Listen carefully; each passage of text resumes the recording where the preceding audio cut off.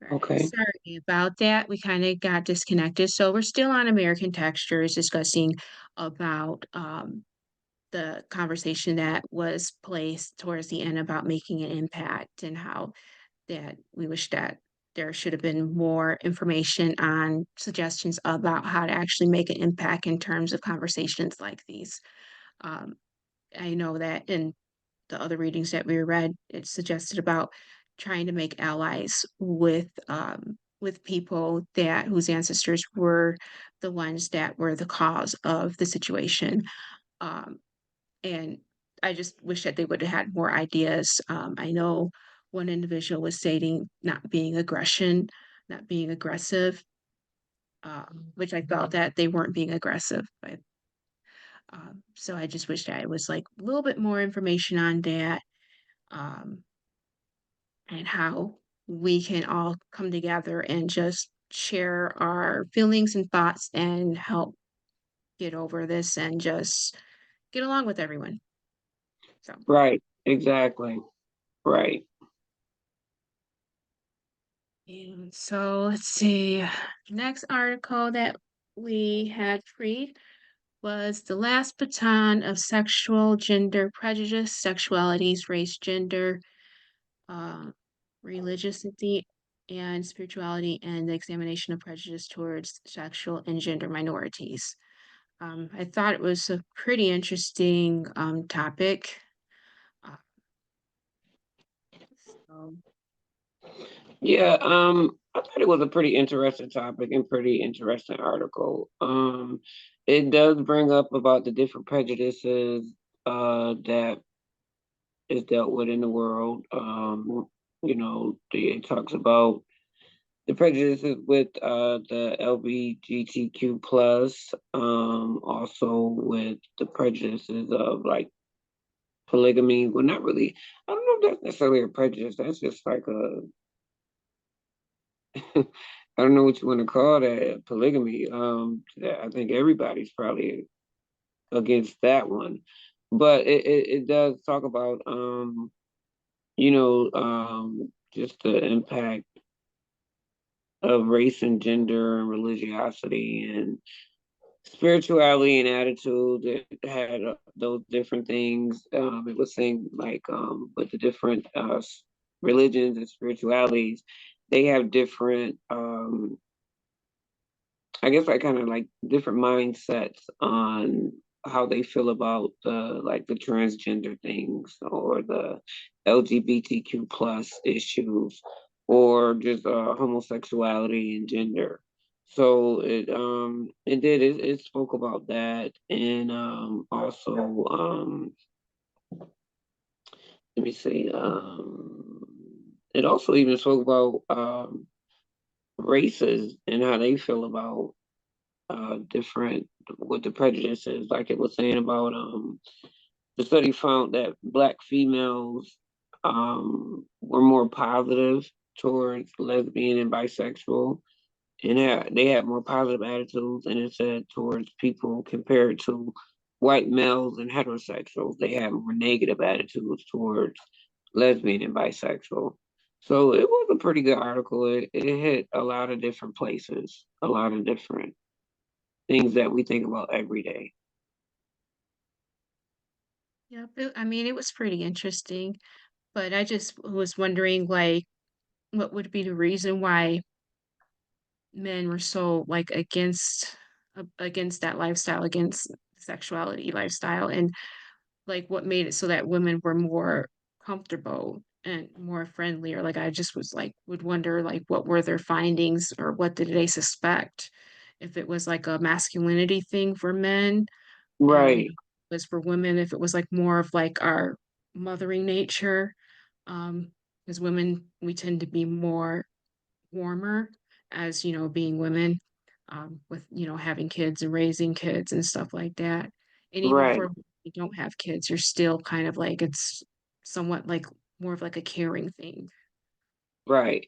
I didn't think about it on that level, but you're right. They should have said why. Why is it that, more white males are more negative against the lesbian and bisexual, and why are black females opposed to white females, more positive to towards have more positive attitudes towards it and towards transgender as well. I wish they had went into more detail with that as well.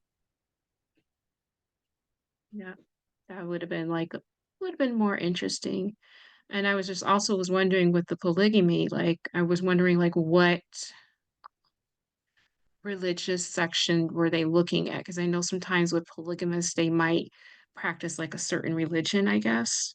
So Hmm. that's why I'm wondering if it was just like if they're looking at the ones that are practicing certain Mormons might practice that, or certain other religions might believe in polygamy, or if they're just looking at people that just live it as an alternative lifestyle just to because that's just their actual belief or whatever, but it's not in regards to their religious belief. Right. Because I mean, you're seeing a lot of stuff with polygamy now. Like they got shows Mhm, about it. Sister wives. They either had husband, brother husbands, or something. mhm, They were starting with. So it's becoming something that's very common. Yeah, it's becoming very common, but it's still kind of looked at in a negative way because it's like, I guess it kind of goes back at that point, what religion are they? Because if they're with Christianity or, like most people think, I guess, um, it should be one husband, one wife. mhm. And with having one husband, five wives, or one wife, five husbands, that really, that's gonna, I think, continue to bring a prejudice to that. Yeah, yep, and I mean, yeah, I understand that aspect, because I mean but, yep, but I just always Yeah. just was wondering that if it was, like, something cultural or just, something spiritual, Hmm. but I mean, I found it pretty interesting, I just had, like a lot of questions and stuff. Yeah, it was interesting. All right.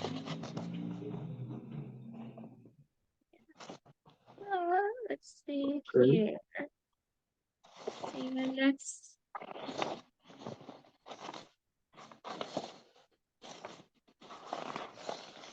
is the article How Godless Capitalism Made America Mhm. Multicultural.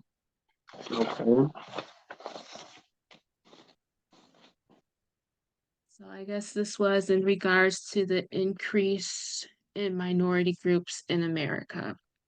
I thought this was somewhat of an interesting article as well, about the changes in American identity, national identity, which I'm just like at the same time, I'm like, what changes in the American national identity? I'm just like, kind of like was like taken back by that because I'm like, okay, this is supposed to be like a land of immigrants, people coming in from other countries. That's what the whole idea was, and that's what you portrayed when the Pilgrims came, the American dream. So I'm like, I don't Right. understand why is this something new? I think it I think it's becoming something new because like we stated earlier about the other article, Hmm. it's kind of, as time go on, white people are not going to be the majority. And the more people you got coming here, that's going to be more minorities because you got diversity. So everybody's being diverse with each other. Once that happens, that kind of pushes the whole white race out. Hmm. I mean, it can, but this is what they have been wanting for years, and now this is what you got. So what you gonna do? Yeah. And it's happening faster than ever. It seems like. Yeah, but in a way that just tells me that, I mean, that was just used as a gimmick just to get people to come over here way back when, just to, For money to get money, them to come and and make buy money land. and yeah, Mhm, buy land and make money, spend money, and yeah, that's just what it is now. Where there's so many people here and stuff, now it's like, okay, we don't want you to come here anymore because we don't have any more American dream for you. And that's mm, pretty unfair because to this day, if you watch certain shows, especially if it's a show where they're talking to people that are in other countries, they still really believe that Yeah, coming to America is the American dream, and it's like it's really not anymore. It's like trying to survive here. yeah. Yeah, it is. I mean, especially because sometimes, depending upon the politics, sometimes it's more of like a capitalistic society, which is what this article was pretty much kind of like talking about, the capitalistic, capitalism profiting off of it. I mean, Hmm. so it's like, it's all about profit. I mean, you come over here, you're gonna have to pay taxes. You have to, I mean, it's gonna be hard. Right, Um, it is. And I guess the thing that makes it better when they do come over here, that they do have a mindset of wanting to have something and build. They do come and they want to work, whether it's even working to establish for themselves or establish for their families at home. But they do have the mindset to work, unlike, the majority of the people right here in America. And I think a lot of the people that are here in America is the reason why this country is not the American dream anymore. mhm. And I don't think that it's having immigrants coming in. I don't think that that's the problem at all. Yeah. Yep. Hmm. I mean, I think people look at it and they don't understand the stuff that they've gone through, that immigrants have gone through that have actually made it here and that have actually, made a home for themselves and have worked hard to get established here. A lot of them go through a lot, like, working in an area that I've worked in, when you work with people that are not from this country, that come from another country, a lot of them cut corners. They save money. They live with family for a long time. They live in Right, multi-generational houses. Because I asked one of them, how do you, when you come here, like, how in the world did you, make it here? And, they'll tell you, well, we end up usually living with our family that's already here. And, we save up and right. money, and that's how we do it. We go through Hmm. school. So it's like they all work together. So I'm like, maybe we need to take a page out of their book and learn from them because Yeah, they and really work together as a community. and even going back to the article about the Hispanics have been known to do the same thing, come from where they come from and make it work, stay Mhm. with a family member, work hard till they're able to Yep, get where they're trying to go. So yeah, yeah. yep. And so like, yeah, I'm like that. I don't feel America's identity has changed. But I get where the article is stating. Um, and I mean, it did touch basically a little bit briefly on increase in interracial marriages. Um, Hmm. and I just think that's because we're becoming more and more diverse. People are being more diverse in different cultures, and I think that's actually a good thing. I don't see anything wrong with it. Um, Right. so I mean, so I just wish that also would have touched more bases on that and stuff. I mean, really, there's been interracial relationships for a while. It's just that it's been swept underneath the rug, and not a lot of it was legalized. So it just was kind of hidden. But um, and it also touched base on the end of white Christian America. Um, Hmm. yes, about the studies about declining in religious commitment with white millennials. Um, in terms of, when a kid's going to college and they're kind of like stepping away from their Christian beliefs and practices and stuff like that. Right. And I often think that that's probably because, well, I didn't say going away to college, but I think that's probably because they're being introduced into more diverse areas. Hmm. And maybe they felt that whatever doctrine they came from, maybe it might have said one thing about certain cultural practices that they're finally learning that it's not, nothing wrong with what that culture believes or something like that. Right. There's different diversity inclusion, maybe with the LGBTQ community, because because, some of the beliefs and stuff might be against the LGBTQ beliefs and lifestyles, and maybe that they're experiencing that kind of like that friction there. Right. I think so. Yeah, I believe that's it. Yeah, I mean, as when you go out into the world and you start to meet other people that walk different paths and stuff, it kind of does change you in a way. So you kind of like do end up becoming more diverse and It stuff and does. questioning yourself.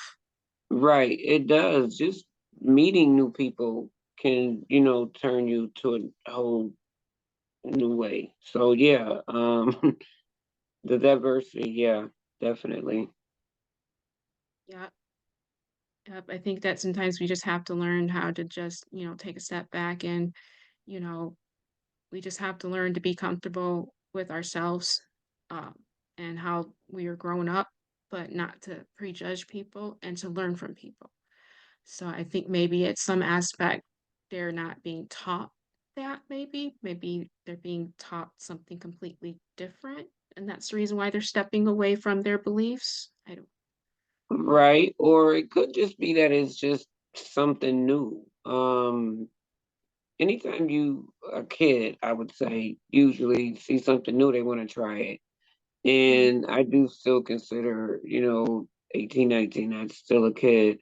And you're going into a new world where you don't have to listen or you don't have to be told, no, you can't do this. It's like, yeah, I'm gonna try it and see what it is. And maybe it's not that bad. Maybe it's not what my parents said it was. And I think a lot of kids do that just because their parents said it was something else. And then they're like, I want to experience it. I want to see what it is. Maybe it's not, you know, the mhm, what Christianity is. Maybe it's a difference. Maybe my parents don't know everything. And sometimes parents don't know everything. mhm. And, kids sometimes find something different. They just fall into something different. And it doesn't mean that it's bad. It's just that it's different. Yeah, yeah. I definitely really found it real interesting. And then there was the discussion of triumph of capitalism over cultural control. Um, that I kind of didn't really grasp all the way with the secularization, wealthy, liberal, Hmm. democratic countries. I guess it was stating that as people become more prosperous, that I guess they step away from their religious beliefs. Hmm. I find that pretty interesting. I mean, I kind of find that sad too, because at the same time, it's like you're questioning yourself. If you're stepping away from what you believe after you're making a lot of money or becoming prosperous, is it that you're just trying to hide who you actually are just to appease other people? Or, Or it could be the fact that maybe they don't know who they are in the first place. And even with, having religion, that was just what they were at that time. And like we were just saying, just finding something else. And when you have a lot of money, you can find yourself a lot of times. So that I think that's what it is. It's the money. You mostly find people that are not rich and are of low income or poverty level that have kind of like the deepest sincerity for their religions.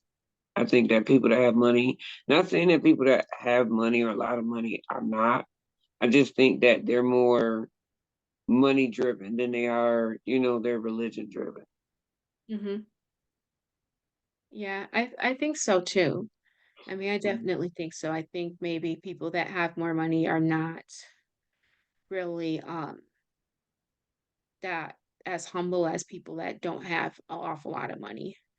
And I think Right. maybe also because individuals that don't have a lot of money or come from an area where they don't have a lot of money, like they're used to not having a lot of money, so it's not really a threat if they lose a lot of money or if they miss out on making a lot of money. Whereas people that have a lot of money and were born with a lot of money, I don't think that they would actually know how to survive without a lot of money.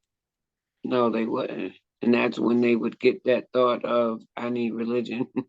I need a savior right now. So yeah, then that's when they get it. Yeah, 'cause I like, you know, like, you grow up in a low income or even a working class income, which is still kind of like low income. It's like you're used to knowing how to do without and how to make it work and stuff, but someone that Right. is like upper class, higher class, they might not know and they might be, like, really scared. They So would be very scared. Yeah. Yeah. But wow. Mm-mm-mm. Yeah. Okay. Well, you want to go on to the next one? I think that was it. Was it? I thought we Yeah, had one more. No, I hope not. I think so. Okay. Well, all right. Well, that concludes our recap of this week's articles. Yeah. Have a great day. Alright, everyone. Bye. Bye.